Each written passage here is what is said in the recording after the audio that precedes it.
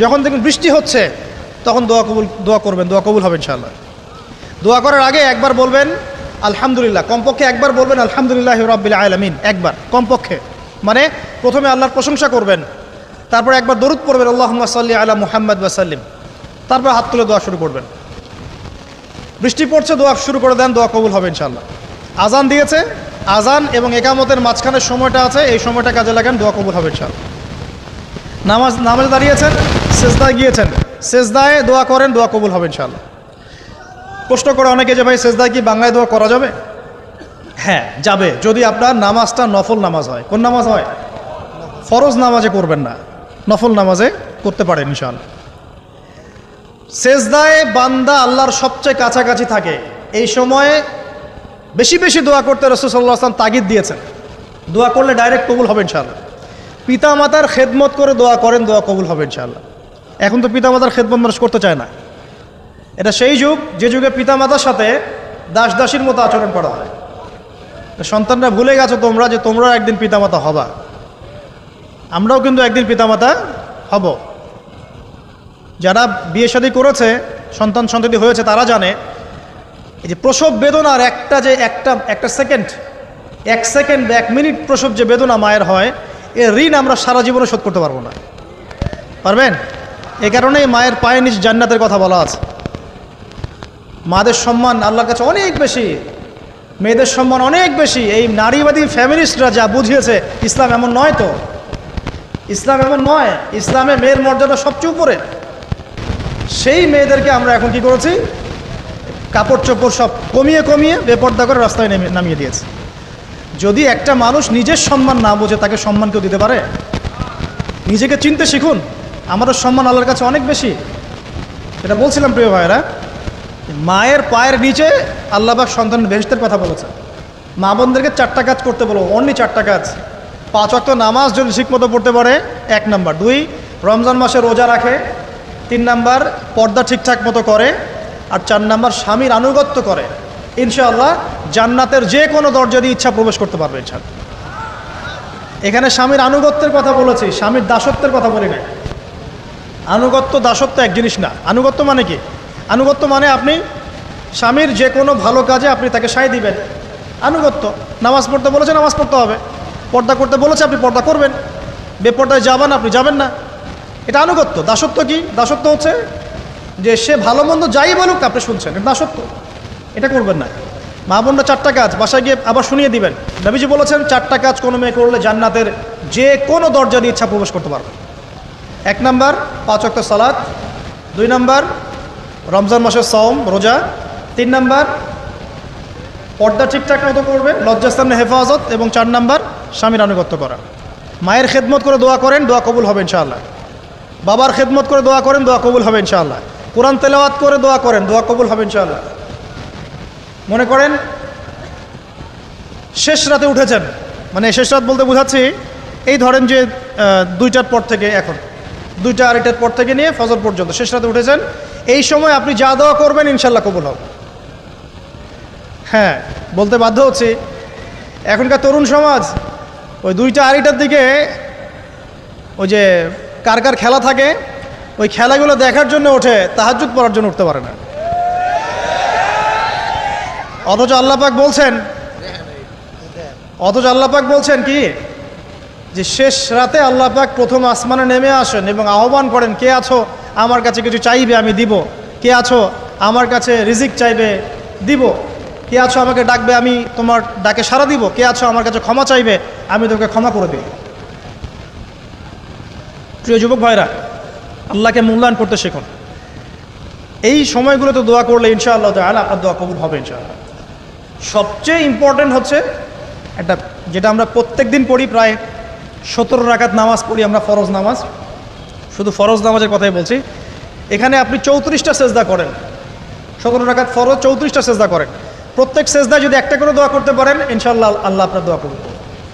দোয়া কবুল করার কিছু জায়গা বলে দিলাম। বেশি বেশি দোয়া করতে হবে। আমরা উম্মার অবস্থাগুলোকে বুঝতে শিখব। এখানে এই 3 ব্যক্তি, এটা বলে আমি শেষের দিকে যাচ্ছি, একটু ধৈর্য ধরেন। এই 3 ব্যক্তি পড়ে গেছে গুহার মধ্যে।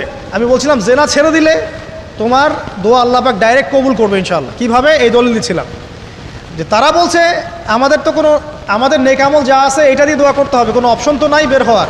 একজন বলছে যে আল্লাহ আমি আমার পিতামাতার খেদমত করতাম, মাকে দুধ পান না করিয়ে কখনো দুধ পান করি নাই, আল্লাহ এই কাজটা যদি তোমার কাছে ভালো লেগে থাকে আজকে আমাকে এই বিপদ থেকে উদ্ধার করো। এই দোয়া করার সাথে সাথেই এই গুহা থেকে পাথরটা একটু সরে গেল এভাবে। আর জড়বস্তু আল্লাহ পাকের হুকুম মানে, আল্লাহ পাকের হুকুম মানে না খালি দুইটা শ্রেণীর মানুষ, এক হচ্ছে মানুষ আর একটা জিন জাতি। এই পুরো প্রকৃতি আল্লাহ পাকের হুকুম মেনে চলে। আর জড় বলতে আসলে কিছু নাই, যদি আমি বোঝানোর জন্য জড় বলেছি, আল্লাহ পাকের হুকুমে সব কিছু জীবন্ত। এই যে মাটিতে আমরা বসে আছি না এখন, এই মাটি কিয়ামতের মাঠে সাক্ষী দিবে যে এখানে মাহফিল হয়েছিল। হ্যাঁ, ওইখানে বসে তুমি টিকটক করেছো, লেকচার শুনো নাই ভালো করে। একটা মাহফিলে যাচ্ছিলাম, দেখলাম যে এখন স্টেজে উঠি নাই, ওই সুযোগে দেখলাম যুব সমাজ রাস্তার পাশে দাঁড়িয়ে সিগারেট খাচ্ছে, ব্রেক নিচ্ছে আগে, চা সিগারেটের ব্রেক। হুজুর আসলে আলোচনা শুনবো। এখানে এসে যদি আমরা মানে কোরআন সুন্নাহর বাইরে কোনো কাজ করি, এই মাটি আবার সাক্ষী দিবে। এটা দলিল কোথায় আছে? সূরা জিলজাল পড়ে দেখবেন। সূরা জিলজালের মধ্যে দলিল আছে যে আল্লাহ পাকের হুকুমে এই জমিন কথা বলবে ইনশাআল্লাহ, আল্লাহ পাক হুকুম করলে।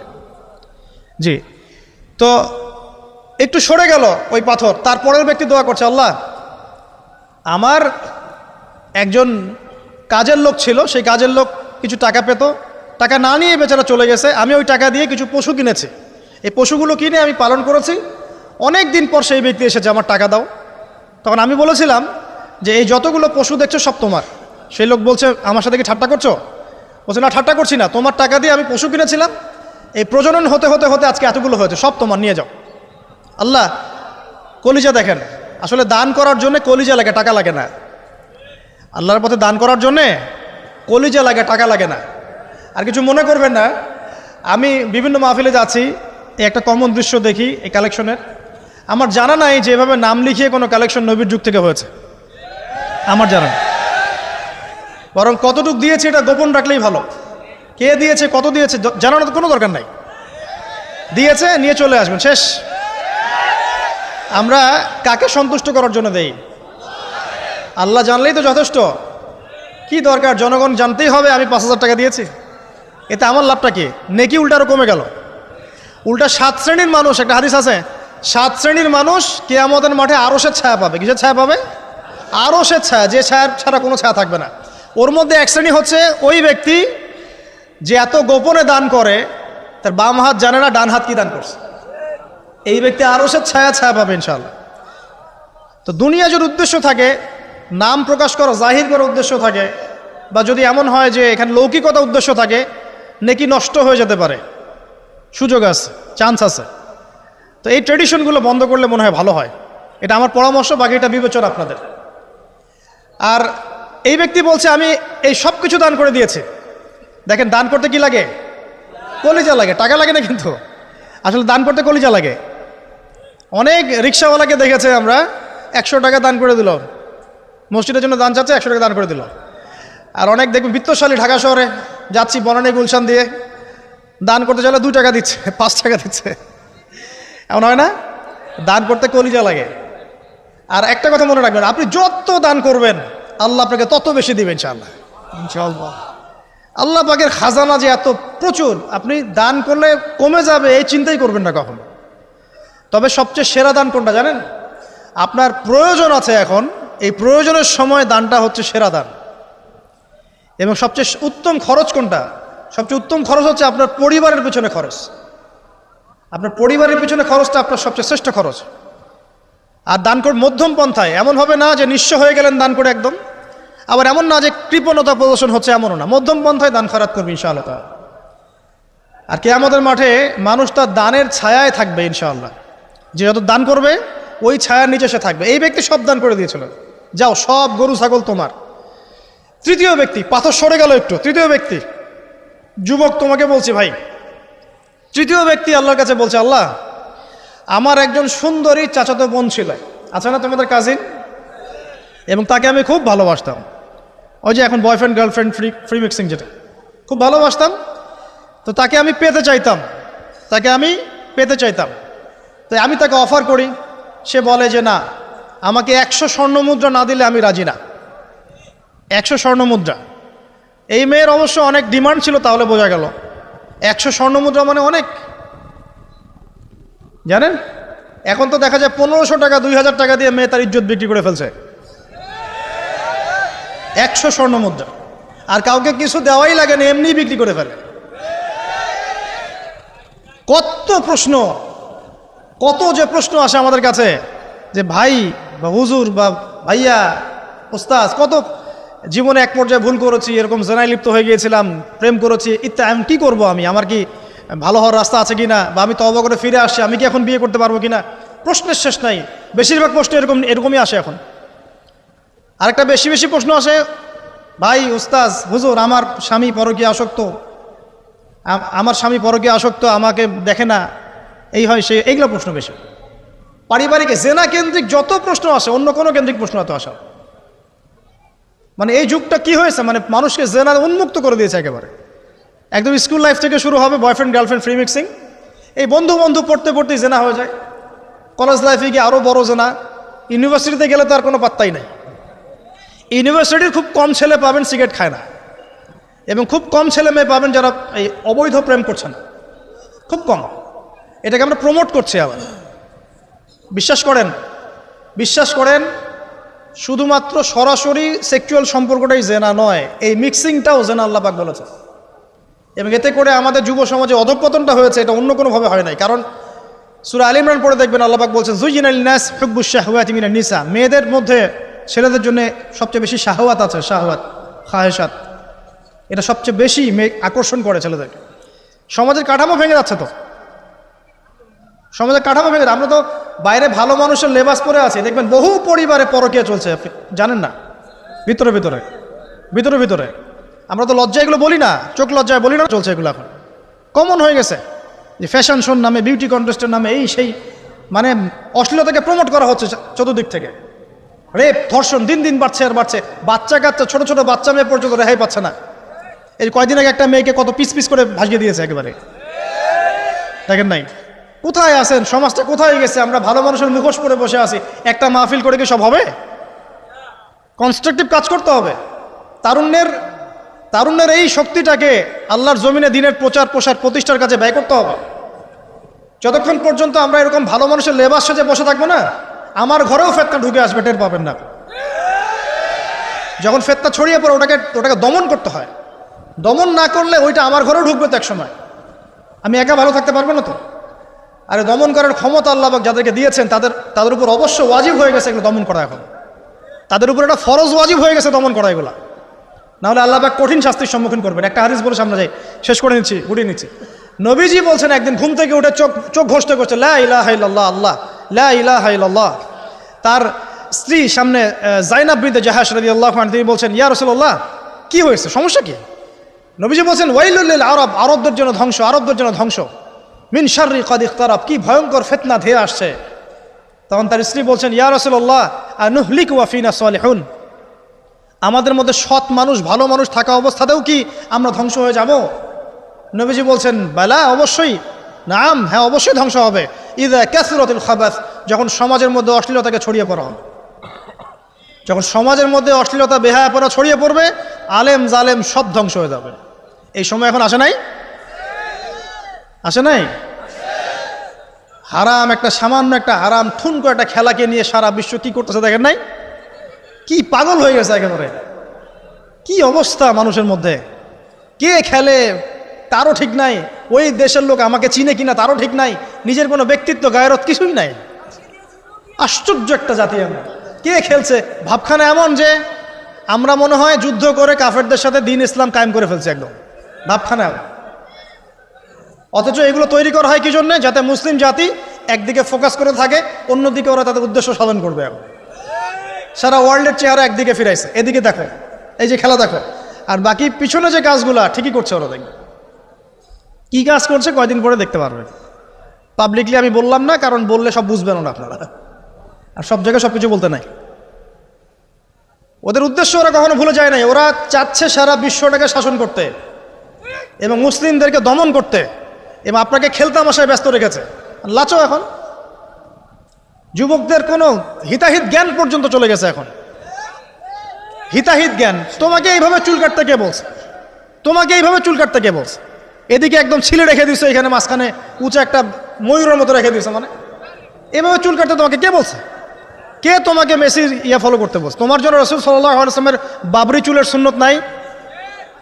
আজীব একটা ব্যাপার। দাড়ি রাখছো, বিরাট কোহলির মতো দাড়ি রাখছো, কেন? রাসূল সাল্লাল্লাহু আলাইহি ওয়াসাল্লামের মতো ছাড়া দাড়ি রাখতে পারো না? আশ্চর্য। আমাদের আদর্শ চিন্তা হবে না? নবী সাল্লাল্লাহু আলাইহি ওয়াসাল্লামের মতো এত সুদর্শন হ্যান্ডসাম মানুষ থাকতে আমি কাকে ফলো করব? যুবকদের পুরো মাথাটাকে ব্রেইন ওয়াশ করে ফেলা হয়েছে, কারণ ওরা জানে খুব ভালো করেই যুবকরা যদি আল্লাহর পথে ফিরে আসে ওদের সমস্যা আছে, সমস্যা। এই কারণে তোমাদেরকে ভুলিয়ে রাখা হচ্ছে। নিজের জীবনের মূল্য দিতে শেখো। আল্লাহ রাব্বুল আলামিন তোমাকে আমাকে সৃষ্টি করেছেন, আল্লাহ পাক আমাদের হাতে এই দিনের বিজয় দেখতে চান। আল্লাহ পাক চান যেন আমরা আল্লাহর দিনটাকে পালন করি, প্রচার করি, প্রসার ঘটাই। ইনশাআল্লাহ এক সময় দিন প্রতিষ্ঠা হবে ইনশাআল্লাহ। আমরা যদি খেলতামাশায় মত্ত থাকি তাহলে দিনের প্রচার কে করবে, প্রসার কে করবে?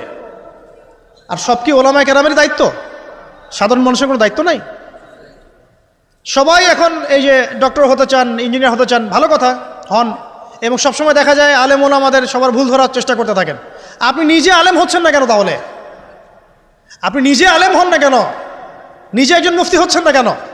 নিজে একজন মুহাদ্দিস হচ্ছেন না কেন? এতই যদি ভুল ধরতে পারেন অনলাইনে, আপনি নিজে একজন আলেম হয়ে দেখান না কেন? তারপর দুটো কথা বলেন যাদের সামনে, দেখেন মানুষ কীভাবে রিসিভ করে। কত সহজ এই কাজটা। নিজে কিছু করছেন না, সারাদিন মানুষের পিছনে লেগে আছে। দেখবেন কিছু মানুষ আছে এই মুসলিম সমাজের মধ্যেই, আমি তো লম্বা করে ফেলছি হয়তো বা, মুসলিম সমাজের মধ্যেই কিছু মানুষ ইসলামের লেবাস পোশাক পরেই আছে, কিন্তু এরা মুসলিমদেরকে ছোটোখাটো বিষয়ে ব্যস্ত রেখেছে। হাত বাঁধা, রফুলিয়া দেন, জোরে আমিন, পায়ে পা, এই কিছু কিছু সিলি বিষয়ের জন্য বলছি যে বড় বড় বিষয়গুলো বাদ দিয়ে ছোটোখাটো বিষয়গুলো কিনে উম্মাকে ইখতিলাফে ব্যস্ত রেখে দিয়েছে। ভাবখানা এমন যেন ইসলামের সব বিষয় প্রতিষ্ঠা হয়ে গেছে, এখন এই 4টা বিষয় বাকি আছে। ভাবখানা এমন, অথচ সারা ওয়ার্ল্ডের মধ্যে ইসলাম আস্তে আস্তে সংকুচিত হয়ে গেছে। আমরা কবে স্মার্ট হব? প্রিয় ভাইরা, মনে রাখবেন আমরা সবাই মিলেই মুসলিম জাতি। পলিটিক্যাল লিডার্স আছেন, প্রশাসনের লোক আছেন, আমাদের যুবক যুবতী, তরুণ তরুণী, সবাই মিলেই আমরা এই উম্মা জাতি। আমরা কেউ কারো শত্রু নই, কেউ কারো দুশ্মন নই। সবার মধ্যে ভালো কিছু পাবেন, ভালো নিয়ে নেন, খারাপটা ছেড়ে দেন। উম্মাকে ঐক্যবদ্ধ করার চেষ্টা করেন। এই ছোটোখাটো বিষয়গুলোকে ইখতিলাফ বন্ধ করেন, আল্লাহর ওয়াস্তে বন্ধ করেন। বড় বড় বিষয়গুলো দিকে ফোকাস করেন। তরুণদেরকে শিক্ষিত করেন, আদর্শ পরিবার করেন, শিক্ষা অর্জন করেন, জ্ঞান অর্জন করেন, বড় আলেম স্কলার হন, বিশ্বকে নেতৃত্ব দেন। পলিটিক্স করলে ভালো করে করেন, যাতে করে আপনার দ্বারা দুনিয়ার দিনের খেদমত হয়। আলহামদুলিল্লাহ। ইকোনমিক্স হলে ভালো করে হন, বিজ্ঞানী হলে বড় বিজ্ঞানী হন, মানে আপনি বড় স্বপ্ন দেখেন। ইয়াং জেনারেশনকে নিয়ে আসেন ইসলামের দিকে, তাদের দ্বারা ইনশাআল্লাহ ইসলামের বিজয় হবে। ওই যুবক বলছে, আল্লাহ আমার এই চাচাতো বোনকে পেতে চাইতাম, সে 100 স্বর্ণমুদ্রা চেয়েছে। 100 স্বর্ণমুদ্রা সে বহুত কষ্ট করে অর্জন করে শেষমেশ ওকে দিল। দেওয়ার পর বলছে এখন আমাকে দাও। এখন সে প্রস্তুত, শুরু করবে, মানে দুজন কাছাকাছি এসে গেছে, এবার সেক্সুয়াল সম্পর্ক শুরু হবে কেবল। এই হওয়ার সময় এই মেয়ে বলে বসছে যে হে আল্লাহর বান্দা, আমি আমার সতীত্ব এতদিন পর্যন্ত হেফাজত করেছি, আল্লাহর দোহাই লাগে আমার সতীত্বটা নষ্ট করো না। কে বলছে? এই মেয়েটা বলছে। এবার এই ছেলে তাৎক্ষণিক সেখান থেকে উঠে গেল। হাদিসে এমন শব্দ এসেছে যে সেই ছেলে ওই মেয়ের মানে মাঝখানে বসে পড়েছে আর কি। ওখান থেকে সে উঠে গেল, উঠে স্বর্ণমুদ্রাও নিল না, স্বর্ণমুদ্রা রেখে দিয়ে সে আল্লাহর ভয় সেখান থেকে উঠে চলে আসলো, জেনা করলো না। সে বলছে, আল্লাহ ওই কাজটা যদি আমি তোমার ভয়ে করে থাকি, তুমি যদি জানো, আজকে এই পাথরটা এখান থেকে সরিয়ে দাও আল্লাহ। আল্লাহ পাক সেই পাথরটা পুরো সরিয়ে দিলেন এখান থেকে। চাক্ষুষ মৃত্যুর হাত থেকে আল্লাহ পাক বাঁচালেন কোন ওসিলায়? জেনা থেকে দূরে থাকার ওসিলায়। প্রিয় যুবক ভাই এবং যুবতীদেরকে বলবো, চারিত্রিক পবিত্রতা হেফাজত করেন, আল্লাহর ওয়াস্তে নিজের জীবনটাকে পবিত্র করেন, দিনের ইলম অর্জন করেন, বেশি বেশি আমল করেন, ভালো কাজে ব্যস্ত থাকেন, সমাজ কল্যাণমূলক কাজ করেন, বেশি ভালো কাজে ব্যস্ত থাকেন। খারাপ সার্কেলের সাথে মিশিয়েন না, ভালো সার্কেলে মিশেন। আলেম ওলামার সাথে সম্পর্ক রাখেন, মাদ্রাসার সাথে একটু যোগাযোগ রাখেন, দিনী হালাকাগুলোয় বসেন। এই অহেতুক ফাহেসা কাজগুলোতে সময় নষ্ট করেন না। কোরআন তেলাওয়াত করেন, বেশি বেশি করেন, দিনী বইপত্র পড়েন।